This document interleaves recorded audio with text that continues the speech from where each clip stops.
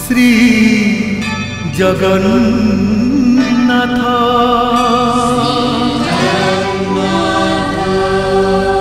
श्री जगन्नाथ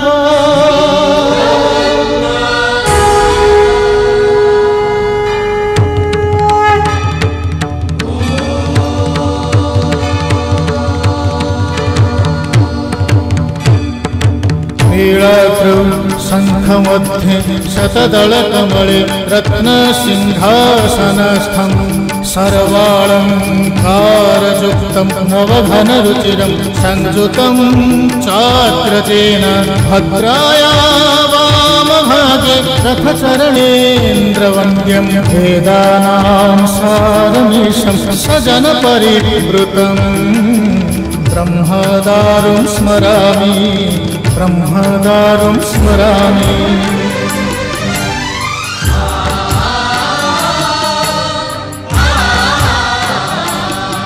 तुमे अनंत क्षय हे जगन्नाथ तुमे अव्यक्त अक्षर हे जगन्नाथ निज इच्छारु सृजिला हे जगत आदि नाही जे तुमार नाही अंत तुमे पवित्र ओंकार चिर सत्य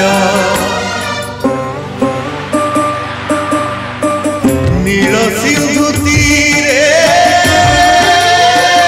नीलाचल तहि विराजित बड़ देउला दारु ब्रह्म रूपे हे विश्व पालन उड़ा पताका पतित पावन सत्य धर्म न्याय करि संस्थापित भक्तर तुमे होई चाहे नाथ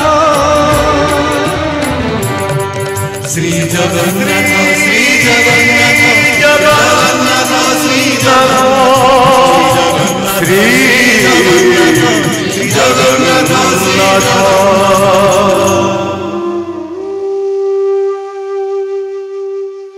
गतकाली 4-5 जन ब्राह्मण सकाले एठिके आस्ते से कहते ये कड़े पावन क्षेत्र गोटे कथा मन रखी था सुकुमारी रानी माऊ राजा आमर बापा माँ ना आउ संभव नुहे दिन दिन मास मास बीती गलानी से नीलगिरी पहाड़ को छुईबार आकर्षण मोर कमिबा तो दूरे थाउ बरं से आहरी मत टाणी धरुची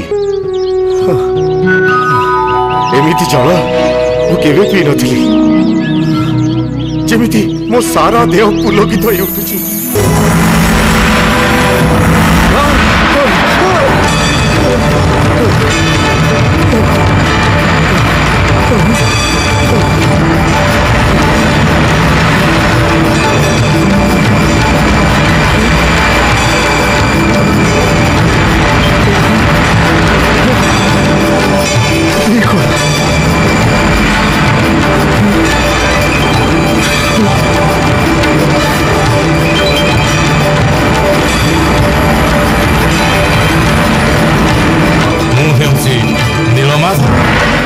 सत्य जुगरु नीलगिरी पर्वतरे विराजमान करुथिले प्रभु नीलमाधव तांकर चतुर्भुजरे थिला शंख चक्र गदा पद्म दिव्यालंकाररे भूषिता होई वाम पार्श्वरे वीणावादन करुथिले देवी लक्ष्मी तांकर पश्चिम भागरे सहस्र फणा टेकी छत्राकाररे रहिथिले अनंत नाग एवं सम्मुखरे कर जोड़ी प्रार्थना करुथिले गरुड़ मात्र विश्वावसु भावरे एपरी विह्वल हो जाइथिले ओ अवचेतन अवस्था थिले जे तांको केवल नीलमाधवଙ୍କ मूर्ति देखा जाउथिले निजर प्रारब्ध ओ पुण्य बळरु से नीलमाधवଙ୍କ मुखरु सुनुथिले अवतार लीला।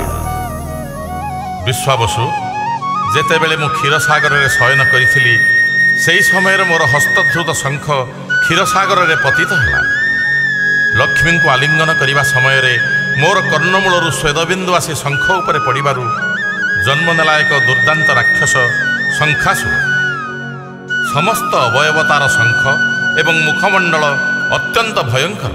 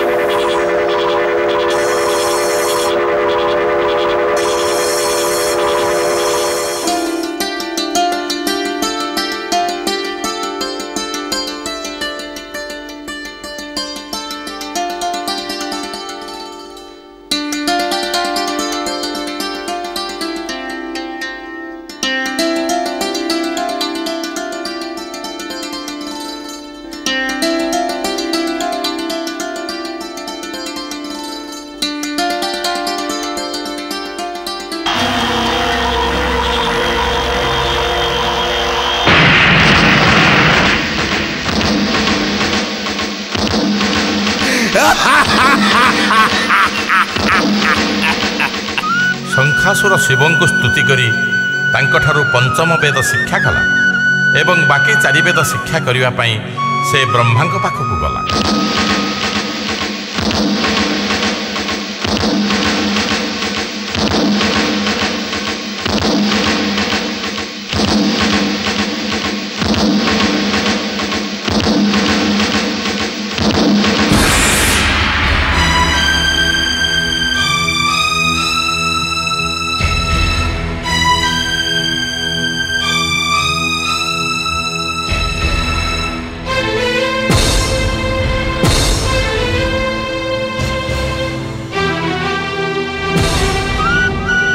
ବ୍ରହ୍ମା ଭୟ କଲେ 4 ବେଦ ପଢ଼ି ସାରିବା ପରେ ଶଙ୍ଖାସୁର ପୃଥିବୀର କ୍ଷତି କରିପାରେ, ଏଣୁ ସେ ବେଦ ଶିକ୍ଷା ଦେବାକୁ ମନା କଲେ।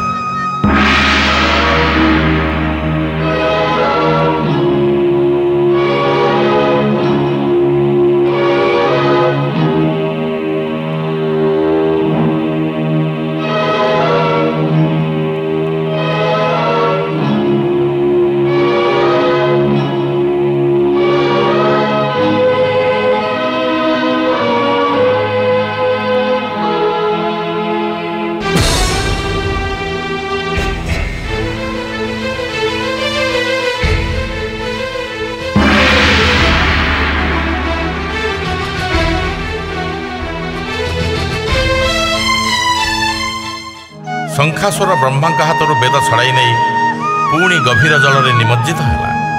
ବ୍ରହ୍ମା ଅନ୍ୟ କୌଣସି ଉପାୟ ନ ପାଇ ମୋ ପାଖକୁ ଆସିଲେ।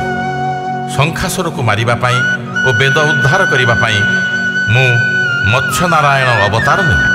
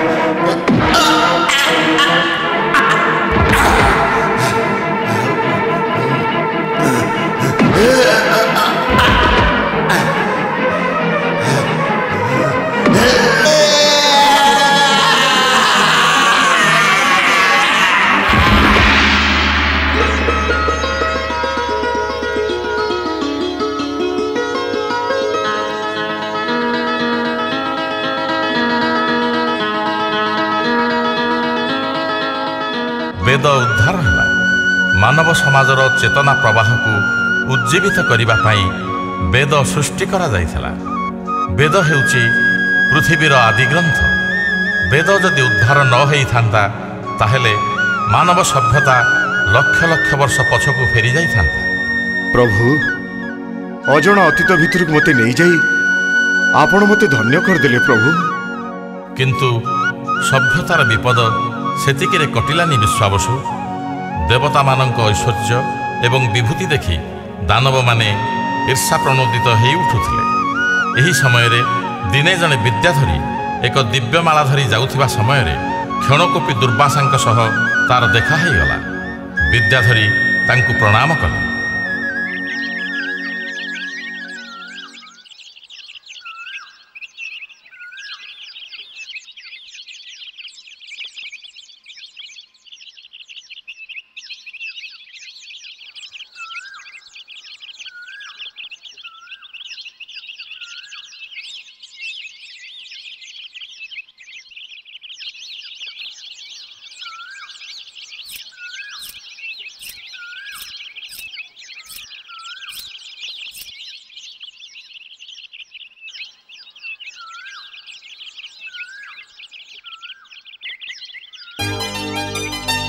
तमे किए सुंदरी? मु विद्याधरी महात्मा। रास्ता रे जाउथिबा समय रे आपनक दर्शन पाइबारु प्रणाम करी आशीर्वाद नबाकु आसीछि। तुमर मंगल हो सुंदरी। महात्मा, जदि आपण प्रसन्न हेले मोर गोटे प्रणामी ग्रहण करी मते कृतार्थ करंतु।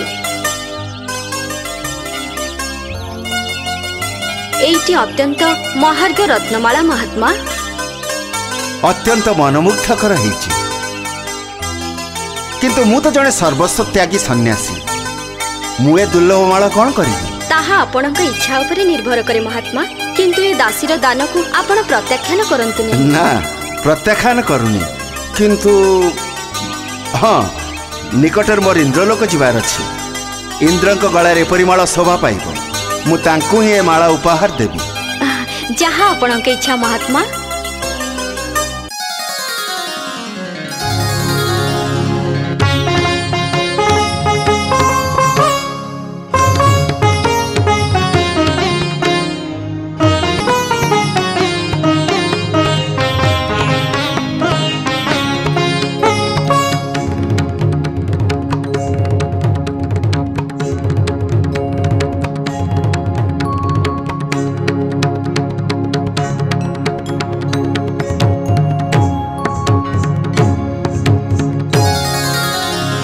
बसंते मधु बरसे, नव बसंते मधु बरसे, अधीर तनु मन नयन रे सपन अली हसे अली परसे। नव बसंते मधु बरसे, नव बसंते मधु बरसे।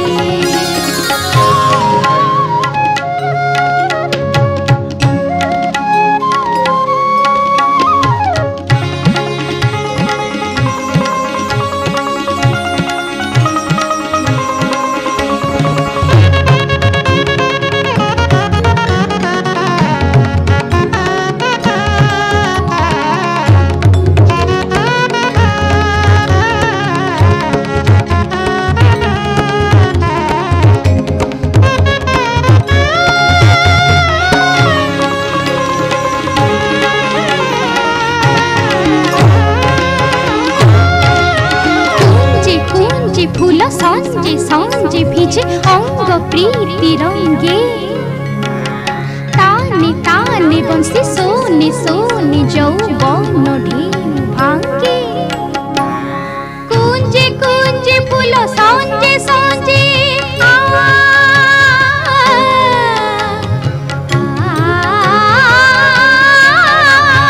कुंजे कुंजे फूल सांजे सांजे भिजे अंग प्रीति रंगे। सोने सोने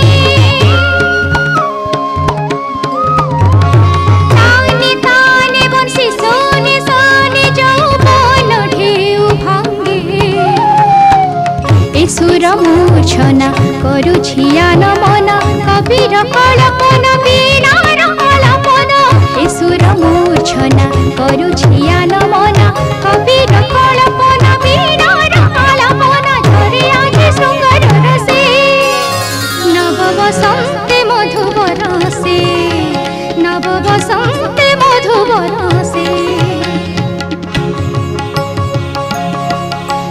बसन्ते मधु बरसे नव बसन्ते मधु बरसे नव बसन्ते मधु बरसे नव बसन्ते मधु बरसे तुमतन तुमतन तुमतन तुमतन तुमतन तुमतन तुमतन तुमतन तुमतन तुमतन तुमतन तुमतन तुमतन तुमतन तुमतन तुमतन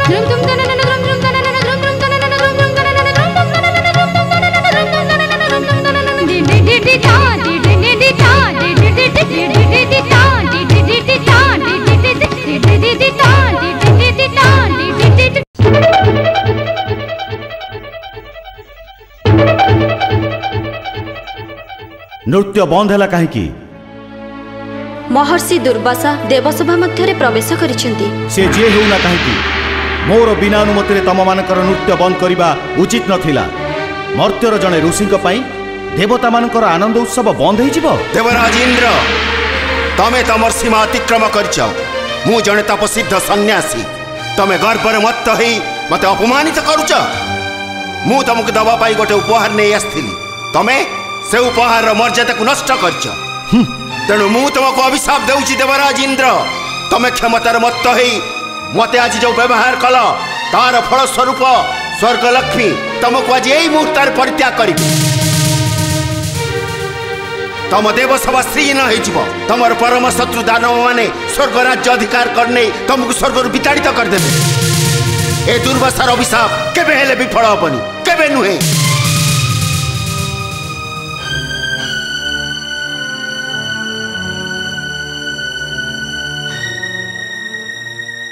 विश्वावसु इंद्र सभारे दुर्वासा अभिशाप दे चली आसिबा परे स्वर्गलक्ष्मी इंद्र को परित्याग कले स्वर्ग श्रीहीन हो गला। दानव मानक भୟରେ देवता माने कालातिपात कले स्वर्गर एही दुरवस्था कथा जानी दानव माने भी उत्फुल्लित हो उठिले स्वर्ग को आक्रमण करी स्वर्गराज्य लाभ करिवार योजना आरंभ कले। ए संवाद स्वर्गराज्य रे यथा समय पहुँचला। भीत सन्त्रस्त देवता माने ब्रह्मा सहित मो निकट को आसी राक्षस मान अत्याचार विषय रे मते जणाइले। वर्ष वर्ष धरी देव दानव मध्य युद्ध होई खाली स्वर्ग नुहे धरा पक्षर मध्य प्रभुत्व क्षति है। मु चाहे देवता आउ दानव मानक भितर शांति फेरी आसु कारण एई युद्ध रे क्षति होउची पृथ्वीर मानव जातिर एवं अन्य जीव मानकर। प्रभु आमे भी शांति चाहूँ हेले दानव मानक बुझेइबो कि देवराज इंद्र परस्पर मध्य ईर्षार एकमात्र कारण हेउची सुख एवं ऐश्वर्य। दानव मानक धारणा देवता माने सबु प्रकार सुख एवं ऐश्वर्य भोग करछन्ति। एथिपाई मो पाखरे गोटे प्रस्ताव अछि देवता माने एई प्रस्ताव रे राजी हेले मु देवदानव मानक मध्य मध्यस्थता करिवि। की प्रस्ताव प्रभु? समुद्र रत्नर भंडार सेथिपाई समुद्र ना रत्नाकर दधि मंथन कले दुग्धर सार पदार्थ लवणी जेपरी बाहर को बाहरी आसे सेहीपरि समुद्र मंथन कले समुद्र गर्भरे थिबा समस्त रत्न बाहर को बाहरी आसिबो। ताकू देवता दानव मानक मध्य समान भाव में बांटी दिया जिवो। देवता मानक परि समान ऐश्वर्य लाभ करी सेमाने समस्ते संतुष्ट हेबे। प्रभु आपण आमर कर्ता एहा द्वारा जदि देवता दानवंक मध्य शांति प्रतिष्ठा हो पारुछि आमे एथिरे आपत्ति करिबु काहेकि? मो प्रस्ताव रे दानव माने मध्य राजी हो गले। मंदर पर्वत को मंथन दंड करागला। बासुकी हेले रज्जु तांकर मस्तक भाग दानव माने धरिले एवं लांज धरिले देवगण किंतु समुद्र गर्भरे दृढ़ भूमि नथिबारु मंदर पर्वत घूरी पारिला नहीं। अन्य उपाय न देखी मो शरीररू मु जात कली कूर्म।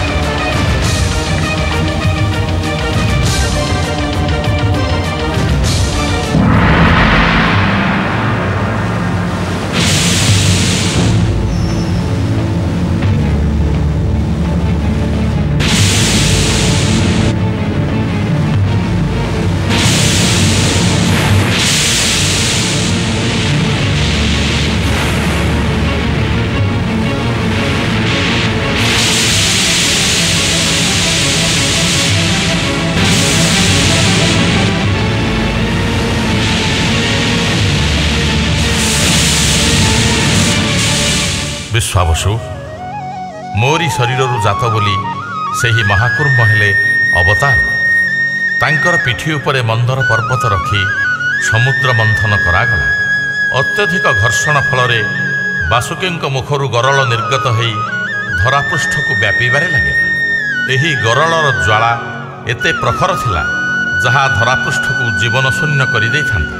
ପୃଥିବୀକୁ ରକ୍ଷା କରିବା ପାଇଁ ମହାଦେବ ଶିବ ସେହି ଗରଳକୁ ଆକଣ୍ଠ ପାନ କରି ନୀଳକଣ୍ଠ ବୋଲାଇଲେ। ଏହାପରେ ସମୁଦ୍ରରୁ ବାହାରିଲେ ଐରାବତ ହସ୍ତୀ, ଉଚ୍ଚୈଶ୍ରବା ଅଶ୍ୱ, ଚନ୍ଦ୍ର, ତାରାଗଣ, ଅଜସ୍ର ଧନ ସମ୍ପଦ ଏବଂ ସର୍ବଶେଷରେ ଅମୃତ କୁମ୍ଭ ଧରି ବାହାରି ଆସିଲେ ବରୁଣ ପୁତ୍ରୀ ଲକ୍ଷ୍ମୀ। ଧନରତ୍ନ ସବୁ ସମାନ ଭାବରେ ବଣ୍ଟାଗଲା। ଇନ୍ଦ୍ର ନେଲେ ଐରାବତ ହସ୍ତୀ, ଉଚ୍ଚୈଶ୍ରବା ଅଶ୍ୱ। ଲକ୍ଷ୍ମୀଙ୍କୁ ମୁଁ ପତ୍ନୀ ରୂପରେ ଗ୍ରହଣ କଲି। କିନ୍ତୁ ଅମୃତ ପିଇ ଅମର ହେବା ପାଇଁ ଦେବଦାନବଙ୍କ ମଧ୍ୟରେ ପୁଣି ବିଦ୍ୱେଷ ଆରମ୍ଭ ହୋଇଗଲା। କିଏ ବା ଅମର ହେବାକୁ ନ ଚାହେଁ? କିନ୍ତୁ ମୁଁ ଜାଣିଥିଲି ଦାନବମାନେ ଯଦି ଅମୃତର ଅଧିକାରୀ ହୁଅନ୍ତି ତାହେଲେ ଏ ପୃଥିବୀ ସ୍ୱର୍ଗ ସବୁ ଧ୍ୱଂସ ହୋଇଯିବ। ତେଣୁ ମୁଁ ସୁନ୍ଦରୀ ମୋହିନୀ ବେଶରେ ପ୍ରଥମେ ଦେବତାମାନଙ୍କୁ ଅମୃତ ପରିବେଷଣ କଲି।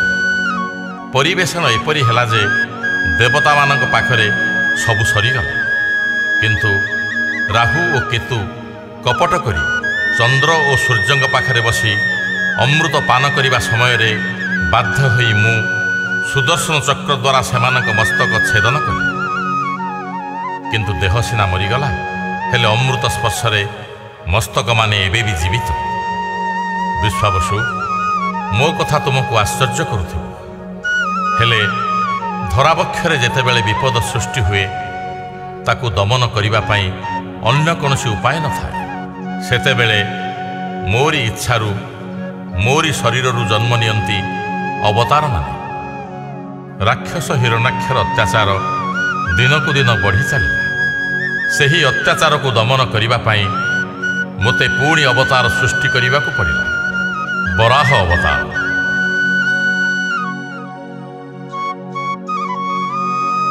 ବିଶ୍ୱାବସୁ, କାଶ୍ୟପ ଋଷିଙ୍କର ପ୍ରଥମ ସ୍ତ୍ରୀ ଦିତିଙ୍କ ଗର୍ଭରୁ ଦୁଇଟି ଦାନବ ଜନ୍ମ ହୋଇଥିଲେ, ହିରଣ୍ୟାକ୍ଷ ଓ ହିରଣ୍ୟକଶିପୁ। ସେମାନେ ଏତେ ଦୁର୍ଦାନ୍ତ ଦୁର୍ଦ୍ଧର୍ଷ ହୋଇ ଉଠିଥିଲେ ଯେ ପୃଥିବୀ ଟଳମଳ ହୋଇ ଉଠିଲା। ସ୍ୱର୍ଗରାଜ୍ୟ ଥରହର ହେଲା। ସେମାନେ ସ୍ୱର୍ଗରାଜ୍ୟ ଜୟ କରିବା ପାଇଁ ଦାନବ ସେନା ନେଇ ସ୍ୱର୍ଗ ଆକ୍ରମଣ କଲେ। ସ୍ୱର୍ଗ ସେମାନଙ୍କର ପଦାନତ ହେଲା। ଦେବତାମାନେ ସ୍ୱର୍ଗ ଛାଡ଼ି ପଳାୟନ କଲେ। ମହାବିଷ୍ଣୁ ମାତା ଲକ୍ଷ୍ମୀଙ୍କୁ ପ୍ରଣାମ।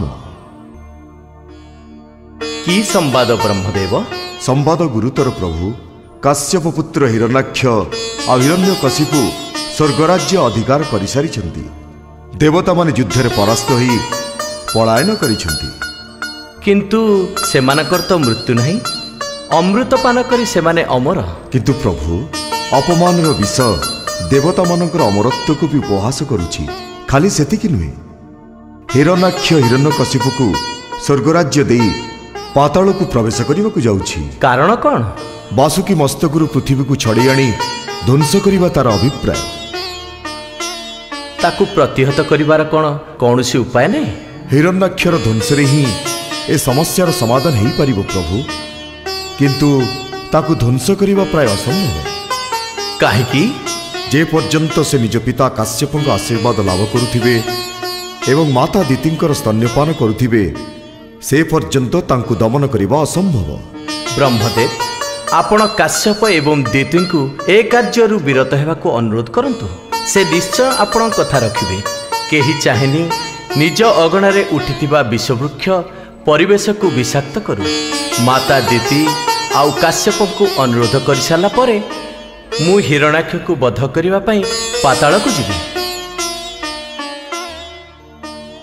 ତାପରେ ମୋତେ ନେବାକୁ ପଡ଼ିଲା ବରାହ ଅବତାର।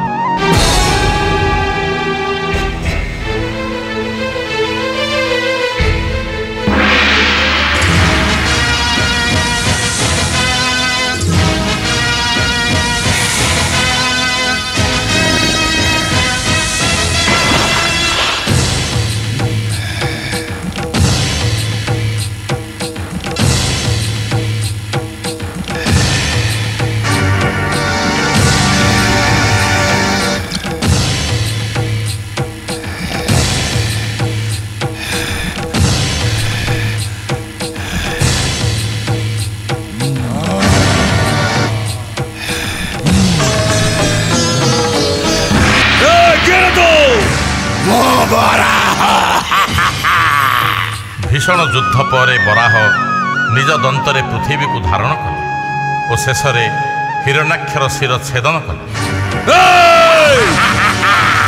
कौन खोजुचु तू एठे? मृत्यु को। मो मृत्यु को।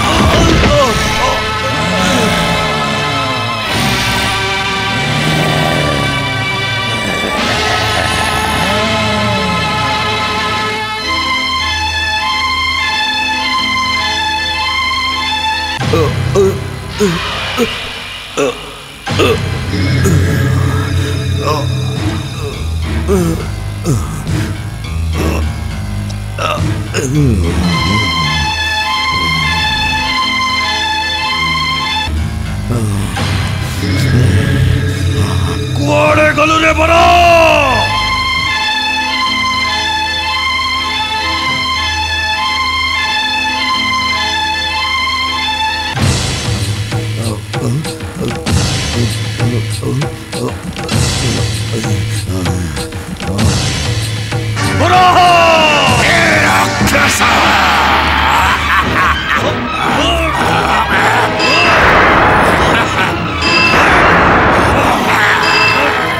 दुष्ट बर आज मु तो जीवन नहीं केवे भी छाड़ी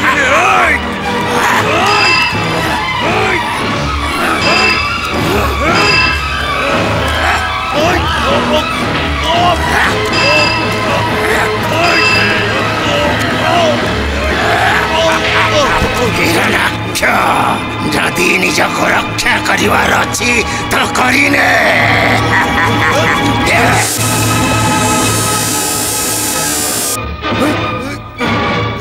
भ्राता हिरण्यकशिपु भ्राता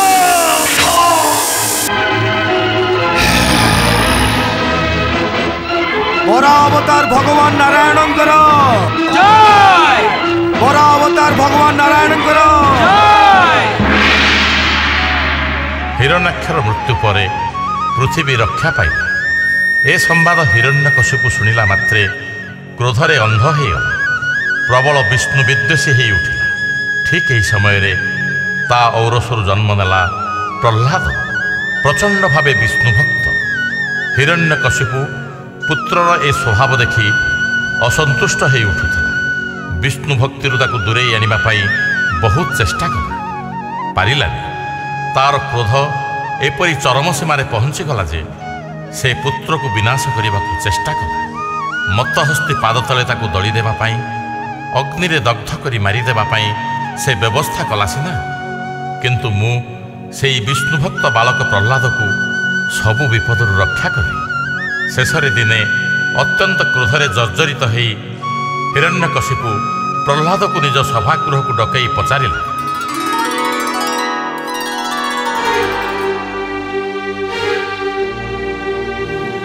प्रह्लाद क्या तू प्रणाम करचु?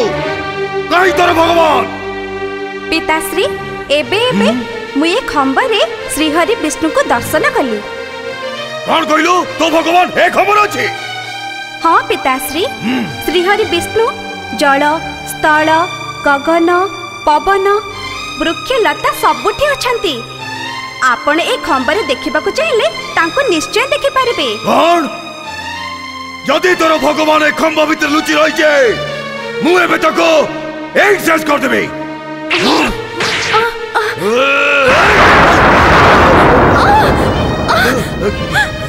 अच्छा दे मते प्रह्लाद डाक तो श्रीहरि भगवान को एबे मु तते आउ तोर भगवान दुई जण को एठी शेष कर देबे।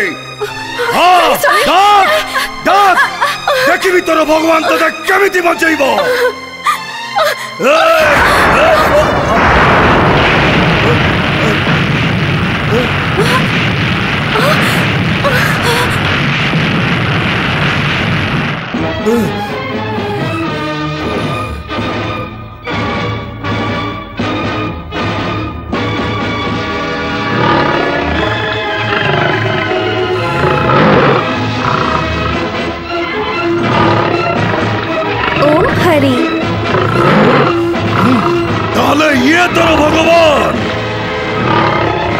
না সে মানব না সে পশু এই তুচ্ছ প্রাণী হচ্ছে তাহলে তোর ভগবান।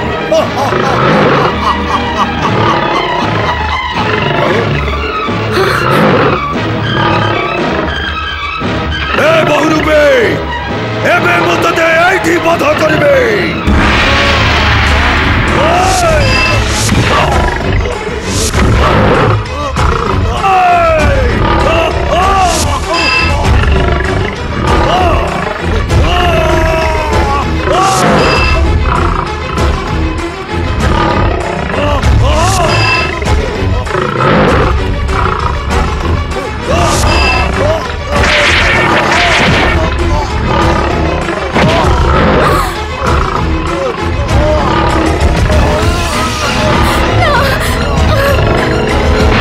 हिरण्यकशिपु स्वयं ब्रह्मा तते जो वरदान देइथिले ताकु स्मरण कर। एबे सेई समय आसीची तू अस्त्र रे छिड़ीबू नहीं, जल रे बुड़ीबू नहीं, अग्नि रे भी पड़ीबू नहीं, दिन रे मरीबू नहीं कि राति रे भी मरीबू नहीं। आकाश की पृथ्वी घर की बाहर केउठी तोर मृत्यु हब नहीं। राक्षस की मानव पशु की पक्षी केही तते मारी पारिबे नहीं। अरे मूर्ख से सबुर ऊर्ध्वरे तोर मृत्यु लेखा हेछि। तते मारिबा पाई मु नरसिंह अवतार नेइछि। नरसिंह अवतार।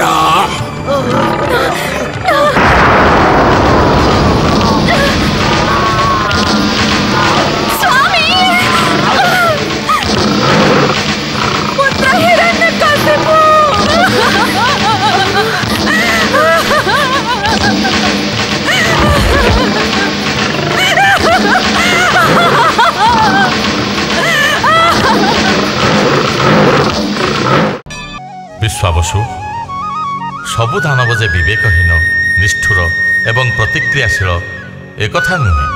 अनेक दैत्य अछंती जो माने दान धर्म ज्ञान एवं वैराग्य देवता मानक ठारू मध्य अधिक, किंतु सबुथिरे गोटे सीमा थाए। से सीमा अतिक्रम करिगले सृष्टिर नियम विपर्यस्त हुए। सेहीपरि जने दानव तांको नाम हैला बलि। से जने धर्मात्मा थिले। दानी हिसाब से स्वर्ग मर्त्य पाताल सबुआड़े तांको ना व्यापी जाइथिला। एहा द्वारा तांको मनरे अहंकार जात हैला। एणु बामन अवतार रे तांकर से अहंकार को भांगी दियागला।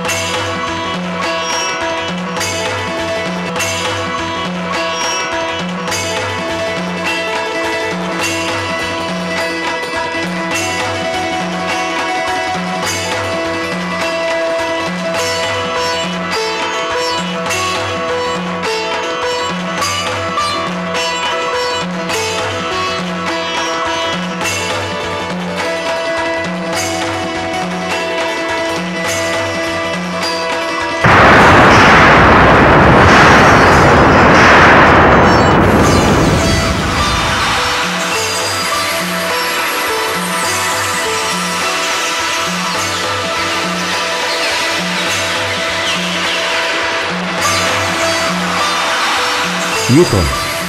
विष्णु नखकुण देवी गंगा आविर्भाव। एवं तो अवतरण समय हो मत कि करने पड़े।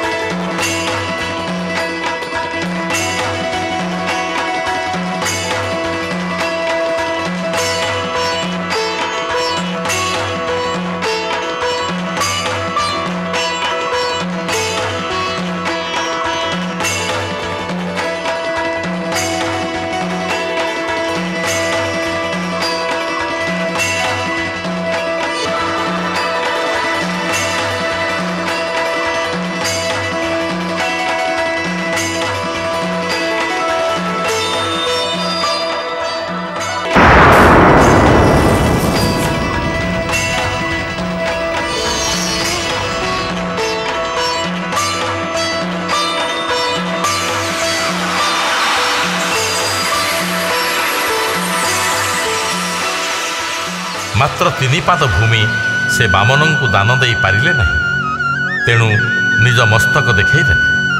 ବାମନ ତୃତୀୟ ପାଦରେ ତାଙ୍କୁ ଚାପି ଦେଇ ପାତାଳଗାମୀ କରେଇଦେଲେ। ବର୍ତ୍ତମାନ ସେ ପାତାଳର ରାଜା। ଶୁଣ ବିଶ୍ୱାବସୁ, ସତ୍ୟ ପରେ ତ୍ରେତୟା ଆସେ। ସ୍ୱେଚ୍ଛାଚାରୀ କ୍ଷତ୍ରିୟମାନଙ୍କୁ ଦମନ କରିବା ପାଇଁ ମୋରି ଶରୀରରୁ ଜନ୍ମ ନିଅନ୍ତି ପରଶୁରାମ। ସେ 21 ବାର ପୃଥିବୀ ପ୍ରଦକ୍ଷିଣ କରି କ୍ଷତ୍ରିୟମାନଙ୍କୁ ନିଧନ କରନ୍ତି।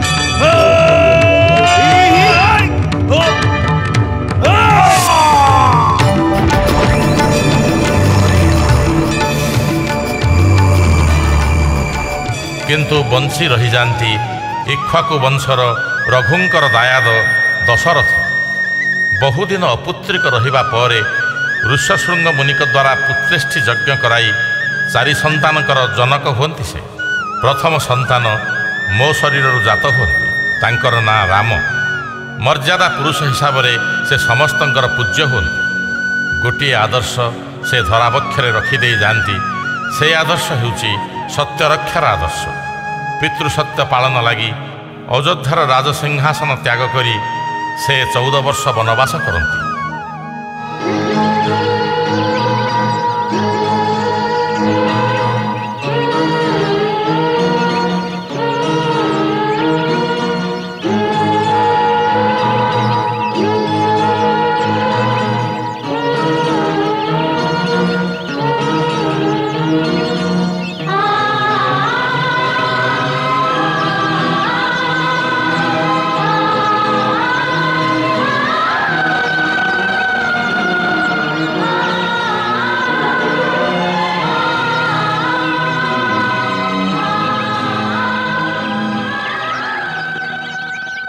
ଦିନେ ଅରଣ୍ୟ ମଧ୍ୟରେ ଏକ ସ୍ୱର୍ଣ୍ଣମୃଗ ଦେଖି ସୀତା ସେ ମୃଗଟିକୁ ଆଣିଦେବା ପାଇଁ ରାମଙ୍କୁ ଅନୁରୋଧ କରନ୍ତି।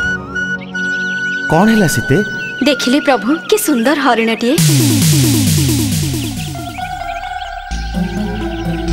ମତେ ଆଣିଦିଅନ୍ତୁ ନା। ଠିକ ଅଛି ପ୍ରିୟ। ଲକ୍ଷ୍ମଣ ଭ୍ରାତା, ଜାନକୀ ଏକୁଟିଆ କୁଟୀରରେ ଅଛନ୍ତି। ମୁଁ ନ ଫେରିବା ପର୍ଯ୍ୟନ୍ତ ତମେ ସ୍ଥାନ ଛାଡ଼ି ଯିବନି। ଯଥାଜ୍ଞା ଭ୍ରାତା। ଆସୁଛି ସୀତେ।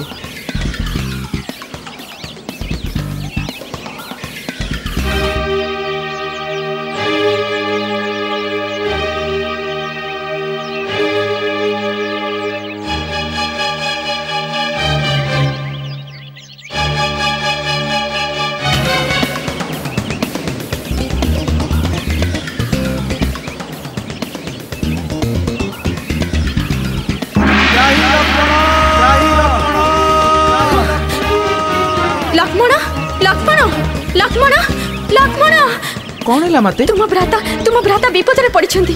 जाओ तांको उद्धार करो। किंतु माते, अग्रजकर आदेश मोर शिरोधार्य। एईटा भी मो आदेश। तुमे जाओ तुम भ्राता को उद्धार करो। ठीक अछि माते, आपण को आदेश मान्य करी मु एठर चली जाउछि। कोन हिला अटकी गलो काहे की? किंतु माते, आपण को मोर गोटी अनुरोध। आमे दुई भ्राता न फेरिबा पर्यंत आपण जेमिते 3 गारोटै आरोपटको न जानती।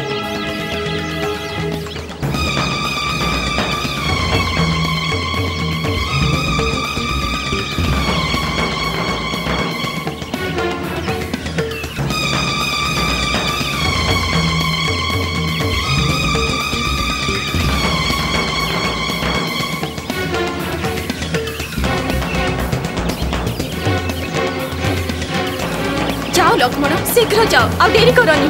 यथाज्ञा माते।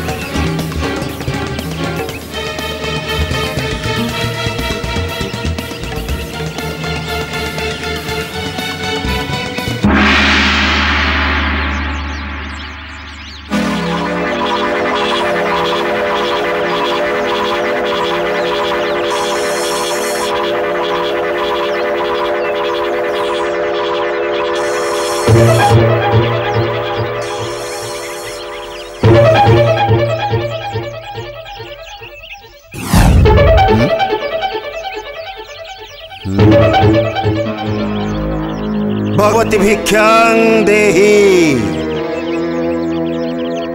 भिक्षां देहि।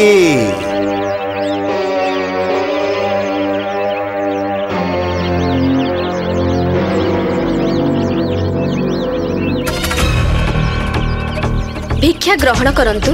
निकट को न आसी भिक्षा प्रदान कले ताहा ग्रहण योग्य नुहे। किंतु ए तीन गार को टपिबा मो पक्षे संभव नुहे। ताहले मु फेरी जाउची माते। रुहंतु, आपण भिक्षा ग्रहण न कले मो पई पाप हेबो। रुहंतु।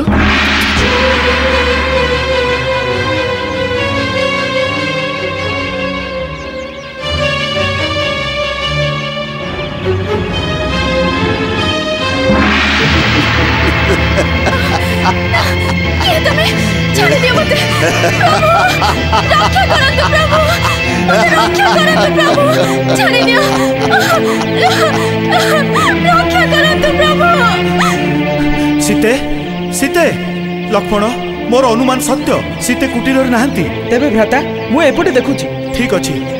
सीते सीते सीते सीते लक्ष्मण भ्राता सीते कोठी नाहंती। आस लक्ष्मण।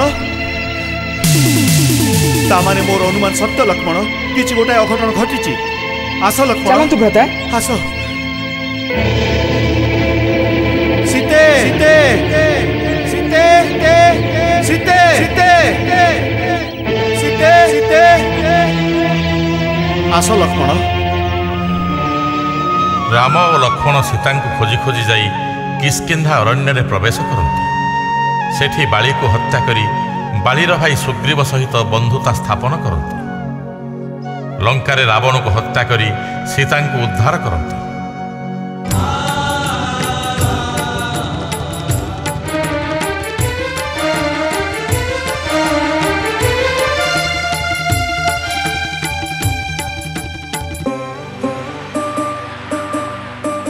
जगतर नाथ जगन्नाथ बिंदु ठारु सिंधु तुमे सर्वव्याप्त आपणा इच्छारे अधा गढ़ा होई बसी अछाहे नीलाद्रि गोसाई भावरे प्रकट अभावे गुपत तुमे ही आरंभ तुमे ही समाप्त। श्री जगन्नाथ